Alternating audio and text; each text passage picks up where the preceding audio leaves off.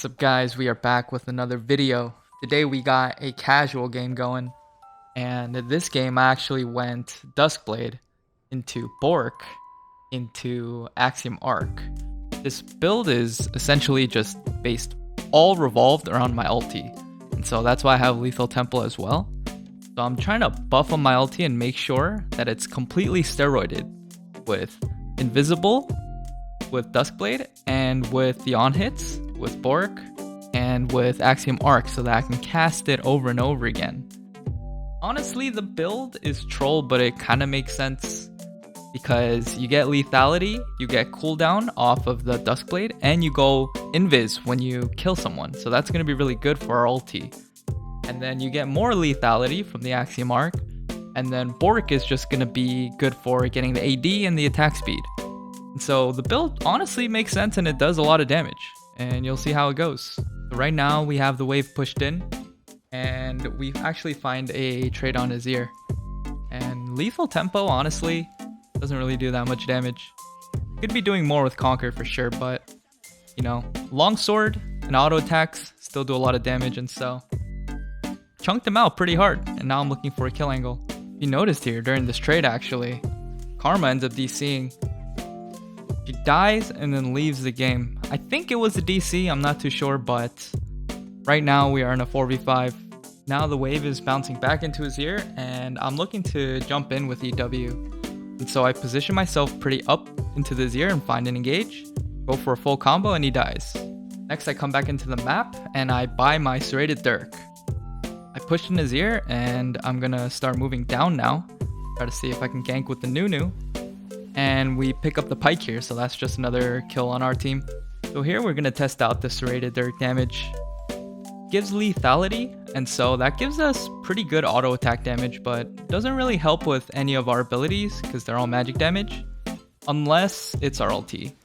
But if you see, the auto attack damage is not too bad. I see a fight bottom, so I start moving down. See the Pike, see the Ez. Pike uses his stun here, and so I want to jump in on him. You see here?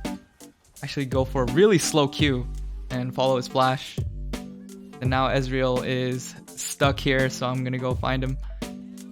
Q over the Gromp, wall jump. Make sure this guy has nowhere to go. We go in for the ult and we kill him too. We have a lot of gold now. So here I actually want to highlight the slow Q and see how important it is. And so here I eat W, and I actually wait a pretty long time before I Q. And then just because I waited that long, I was able to have the Q follow the Pike. So if you feel like they're gonna flash, or if they're a champion that has a dash like Ezreal or Lucian for example, and they're gonna go over the wall, just hold your Q for a little bit and just wait.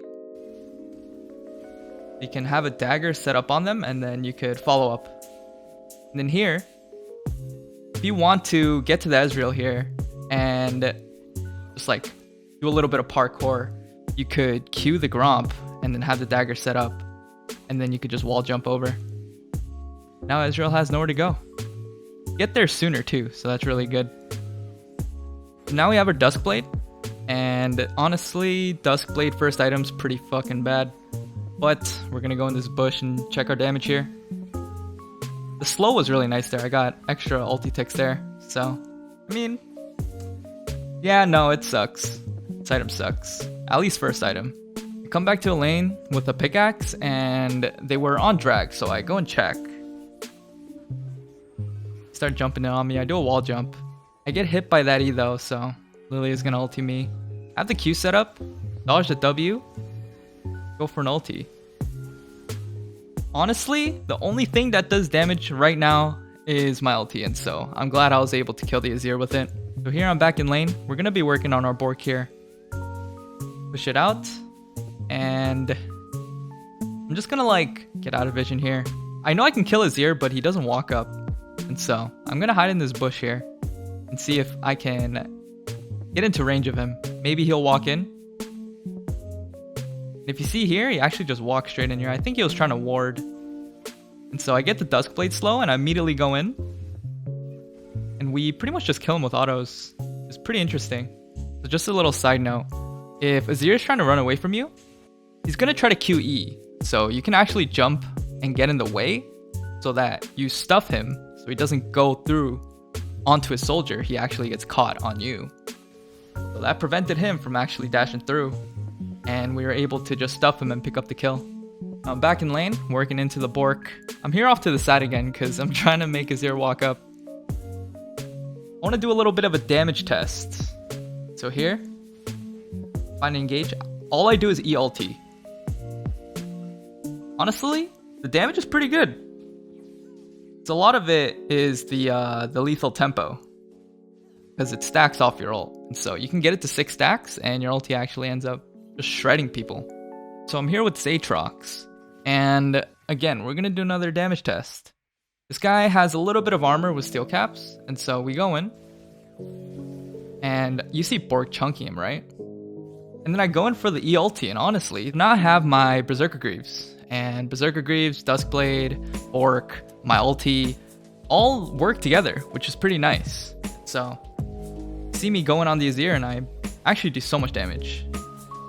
And my autos do a lot of damage, so pretty cool build so far. Now we're gonna start working into Axiom Arc, and once Axiom Arc is finished, that's when my build is gonna be more complete. And I'm just gonna make do with what I have now. I mean, Bork and Duskblade already do a lot of damage, and I'm trying to make use of the invis here.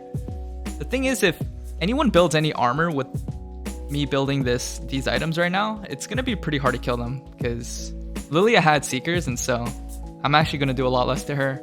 Now we have our Axiom Arc. We're gonna get this Baron here, and our build is like pretty much almost complete. We can just start going into damage here, maybe even into some armor pen.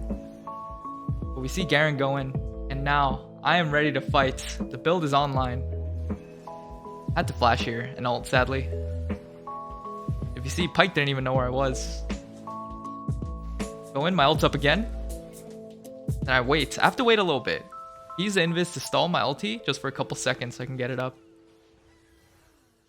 Then here I didn't see Aatrox. Kinda just smacks me. Let's go through this. So here, I have the 3 items. Now right now, my ulti is on a 5-second cooldown after reset, and so I kind of have to wait. The invis, I can use it to like sort of stall time so that I get my ulti up again. You see here, I'm invisible, putting my ulti, and Pike doesn't even know where I am, and so he actually hooks my dagger. It could be really tricky just having the invis here, right? So even here, I E ulti, and then now I'm invis, and Azir's just kind of walking into me at this point. He doesn't know where I am. So I kind of wait out the invis, and then ulti again. Just feels so good. I feel like a blender or something. Now, one thing that's really nice about this build is that I don't have to worry about not having my ulti. Every time I go in, I feel like I'll always have my ulti up again. So I can use it pretty leniently. So here I kind of want to do a damage check. I have my 3 items, but Aatrox is a little bit tanky. So I want to have him walk in here and then see if I can get like a big ulti off. I do a lot of damage, but it wasn't enough for me to one-shot, and then Aatrox just kind of smacks me again, so that was fun. Alright, so now I have my 4th item, which is going to be DD. And honestly, the build is completely online now. We have level 3 ulti, and so you can see now the build in full fruition. So just watch.